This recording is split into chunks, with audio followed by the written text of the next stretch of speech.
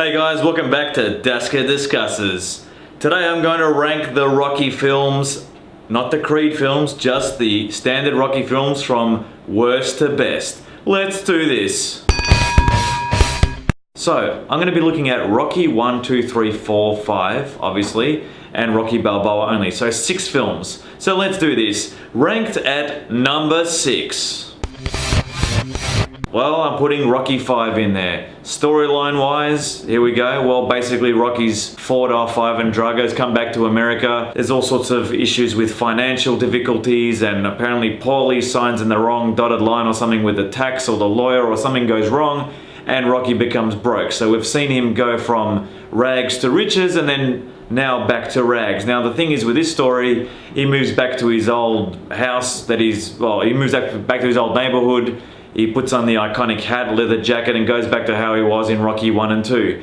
Now, I did enjoy that nostalgic part of it when watching it as a kid. I remember seeing this in the cinemas. It was okay, it starts off okay, because you've got the whole what happened with the Drago fight, how he's got the brain damage and he goes to the boxing commission and, the health doctors, and he's like, look, you're not well, you know, you can't fight anymore. So there's that aspect to it. And then when he loses his money and all his riches and his house, and he's got his actual son in the film too, it makes it a bit more interesting as well. The problem with the storyline is, I think when it comes down to talking about fight scenes, but we're introduced to Tommy Gunn, who Rocky ends up being a mentor for him and trains him how to fight, and he's got this real bulldog kind of approach, street fighter approach, you could say, very similar to Rocky. That's what they call him, like a brawler. And Tommy Gunn, you know, flies under Rocky's wing, he's in his house, he's having dinner, he trains him, he becomes part of the family, and then Rocky's son feels that he's neglected. It's all very interesting kind of narrative that unfolds. However, midway through the film, when Tommy Gunn basically gets influenced by, I guess you could say, a Don King-like character, that's where things start to go sour, and Tommy betrays Rocky in a way, and Rocky's left again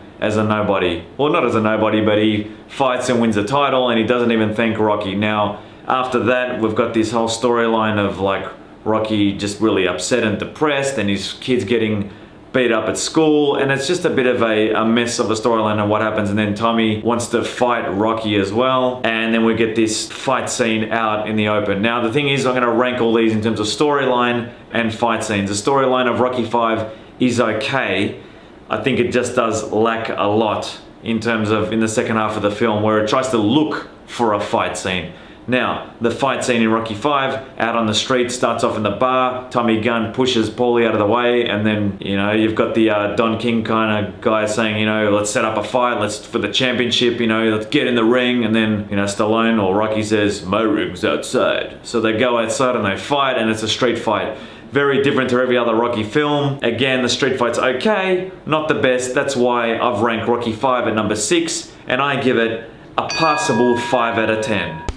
Number 5, Rocky 3, the third film in the Rocky series. Now you're probably thinking, whoa, Rocky 3, that was pretty good. No. It's an okay movie, and after you've got Rocky 2, when, you know, Rocky becomes basically the champion, defeats Apollo. You see the first montage of him being rich, famous, being on all sorts of TV ads and credit card ads and all these glitz and glamour that happens. And obviously you've got the killer soundtrack with Eye of the Tiger by Survivor in it as well, which introduced us to that song, which was fantastic. However, the antagonist, Mr. T, does a really good job as well playing Clubber Lang. I just feel that this film as well does lack momentum. Now you've got a lot of key things that happen in this film, spoiler alert as well. You've got Rocky finding out that he's been fighting all sorts of fighters that have been handpicked so he can keep the title by Mickey, and that's kind of a big blow for him. So he decides to fight Clubber Lang, not having properly trained, and there's that whole montage of Mr. T training, you know, really intense. And then you've got Rocky fighting, you know, with all this glitz and glamour and bands and music happening. Goes into the fight,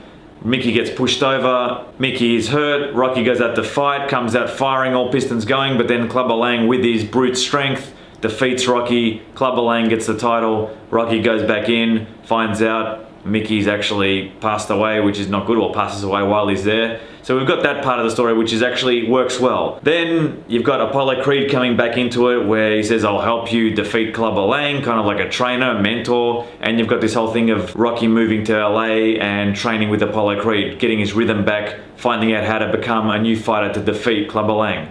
Now the problem with the film is the little side notes, like the whole fight scene with Hulk Hogan. Now a lot of people do like it, but I just think that kind of brings the film down. And for the seriousness of the film, I know it's a bit lighthearted to have this like wrestling / boxing match, but I just think, I mean, as a kid it's fantastic, you know, if you're a fan of WWF back then, and Hulk Hogan, it was fantastic, but it does let the film down a bit. I think the final fight with Rocky versus Clubber is an interesting one as well, because it's one of the first, well, I think it's the only Rocky film that actually has the fight in real time. Not saying it's like, you know, exactly 4 or 3 minutes or whatever it is for boxing, but you see rounds 1, 2, and 3, what happens in those rounds, and how Rocky actually defeats Clubber Lang, which is really good. It doesn't use a montage like Rocky 1 and 2 and 4 and 6 as well. So it doesn't use that, which was really good. So that's one part I did like about Rocky 3, but I still give Rocky 3 a 6.5 out of 10. Number 4. Rocky Balboa is number 4 on my list. Why? Look, I went to the cinemas and watched this, and when I came out, I thought it was a great way to end the film. The way, very quickly, just with the story, you've got Rocky living, you know, in his hometown. He's got a restaurant. Adrian's passed away. Paulie's still around. He's got some significant issues with his son as well, which is in it. And there's a fantastic speech in the film about, you know, it's not harder you hit, it's how you can get hit and keep moving forward. That's a really good speech. However, I think the film, it does tend to drag a bit, and the whole premise is that Rocky sees a virtual fight on the screen. A lot of people see this virtual fight between himself and the current champion, Mason the Lion Dixon, and everyone thinks, oh, what would happen if this actually real fight came to play? And that's what the premise is about. I just find he's not really an antagonist anyway, Mason the Lion Dixon. I mean, there's a few, the press conference where he's like, you know, they banter with each other, but the reason I put this so low on the list is because I just don't find that their relationship as meant to be enemies is nothing there. It's just a made-up fight. They want to see who's better. Now, I know that Rocky wants to go that one step forward and go the distance, and that's what the whole premise of the film is. The fight scene in this film, I think, was done really well, and it was really gritty. Not gritty, but more in terms of like the sense of realism. Like you were there, you're watching it like you'd watch an ESPN or a main event channel or a pay-per-view channel fight. That's what it felt like, with all the graphics that came up as well and all the stuff that's happening. And then in between you've got a bit of a montage, and the way they use the slow-mo is really good too. It reminded me of Rocky 2. I think the fight scene was really good, and how it ends was really good as well. How Rocky went the distance, didn't win the fight, very similar to Rocky 1. So I put Rocky Balboa number 4 on my list, and I give it a 7 out of 10. Number 3 on my list, I'm going to put Rocky 2. That's right, the sequel to the original Rocky. The thing is with Rocky 2 is that it starts off, you know, you've got that whole Apollo Creed is really still upset about what happened in the fight, even though he won. He's really annoyed that basically everyone thinks that Rocky should have won the fight, it went to a decision, etc. So you've got that whole first, I think, quarter of the film, which is that Rocky makes a bit of money, buys a house, marries Adrian. There's a lot of storyline progression with Rocky in Rocky 2. Less fights, but more fleshing out the characters, which is good too. Then you find out that Apollo Creed wants to rematch Rocky, and Rocky's like, well, I'm up for this, that's all good. But then Mickey's telling him that he can't see it out of his eye. So there's that little, I guess in every film you've got some sort of problem that the protagonist has to overcome. It's that he has to start fighting not southpaw, but with his right hand. So that's very interesting. But I must say that in the final fight though, he's still fighting southpaw up until the end of the fight, I'm pretty sure, as well. Another story arc in this which makes it very interesting in the film is that Adrian's pregnant, and Rocky's trying to basically, you know, he wants to fight in this, you know, rematch as well, and then she ends up getting ill, you know, and she's in hospital for an extended period of time, and there's this whole, I guess, 10-minute sequence in the film where it does drag a bit, but it has, the narrative does tend to slow down. Then Adrian wakes up, she gives birth to the son, and then she goes, I want you to do one thing. And he said, what? And she's like, win. And then you got the classic Gonna Fly Now music, and the training montage happen, which is fantastic. The fight scene, the fight in Rocky 2, I feel is great. However, there is some parts where I think the overuse of slow-mo and some of the effects they use in this can be a bit overdone. I mean, it's all well and good to have slow-mo to emphasize certain bits, but I just think the Rocky 2 fight just really goes over the top with like this use of slow-mo all the time, and the slow sound effects. How Rocky wins as well with the slow-mo, the 10 seconds, it ends up going for like 2 minutes. It's dramatic, it's interesting, but again, it's one of the weaker fights out of the series. Rocky 2 on my list is number 3, and I give it a 7.5 out of 10. Now, second on my list, yep, that's right, Rocky IV. Now, Rocky IV, I've taught this to a lot of my students as well. We look at ideologies of the 80s and the Cold War and materialism, so I know this film, I know all the films backwards, inside out, everything, but Rocky IV, it just misses out on the top spot. Well, you can probably guess what the top spot is by now, but we'll get to that. After all the success of Rocky III, you know, he's become champion again. You've got this new, well, antagonist that comes into it, Ivan Drago from the Soviet Union. Remember, this was made in 1985 at the peak of like the Cold War as well.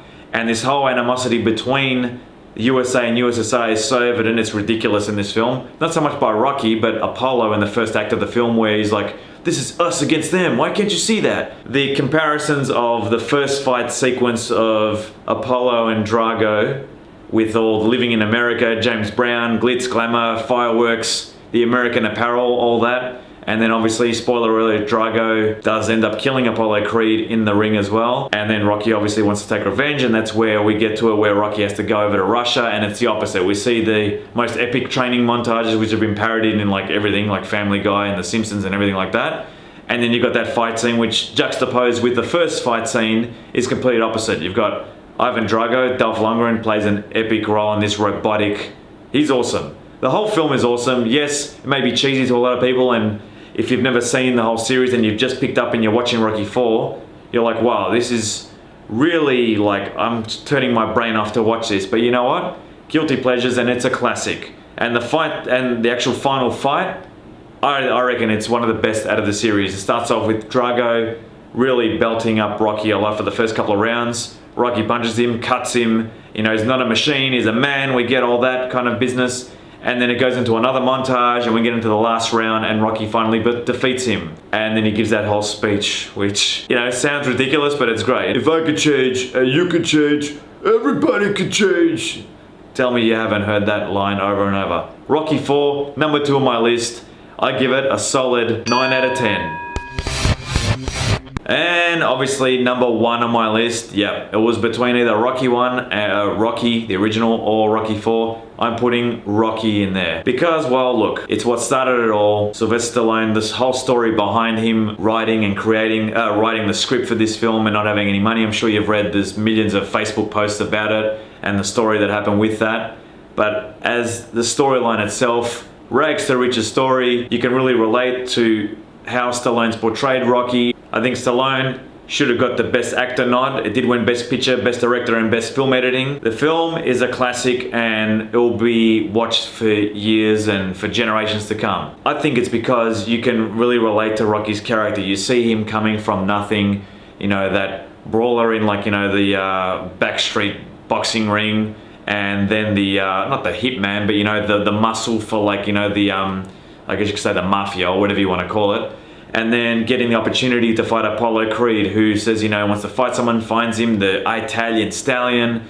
And you've got the whole scene with like the punching of the meat and meeting Apollo, and they basically, they're not judging him, but he's looked at that as a bit slow as well. And then you've got the introduction to Paulie and Adrian and their relationships as well. The movie, the whole storyline and the characters and the relationships work really well, and Rocky, I think, deserves number 1 spot. The fights in it as well. I guess you could say the other films do have some better fight scenes, but the Rocky 1 fight, in terms of who Rocky is in the film, I think it works well because he goes the distance, he takes a beating, and that's the whole premise of the whole series. The whole premise of the series is based on the fight in Rocky 1, I think. It's all about determination and being the underdog and taking everything that comes to you. And Rocky, in that last fight, with what he does and what he takes and the music and everything, the editing, how it all works, it is brilliant cinema. And it's been replicated, it's been tried to be, people try to replicate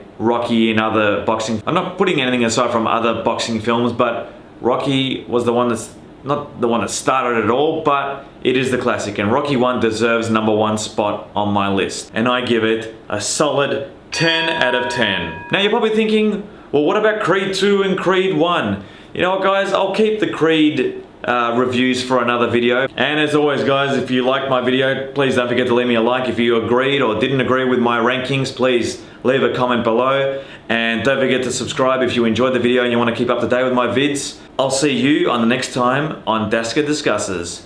Boom!